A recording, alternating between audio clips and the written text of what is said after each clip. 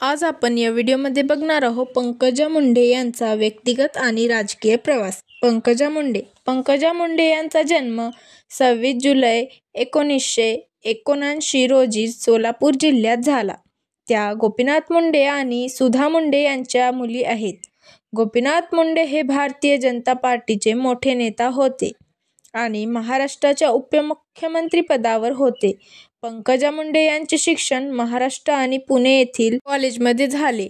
त्यांच्या परिवाराची एक चांगली राजकीय पार्श्वभूमी आहे, ज्यामुळे त्यांना राजकारणामध्ये येण्यास मदत झाली।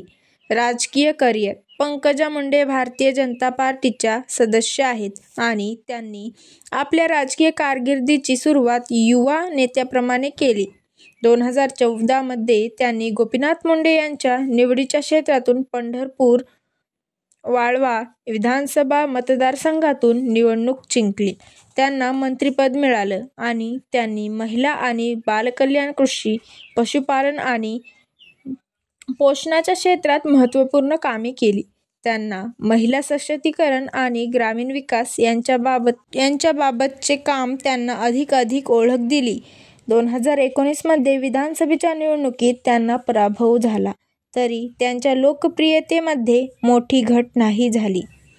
2024 मध्ये त्या पर्यावरण व वातावरणीय बदल, पशुसंवर्धन मंत्री झाल्या। व्हिडिओ आवडला असेल तर चॅनलला सबस्क्राईब करा, व्हिडिओला लाईक करा। धन्यवाद।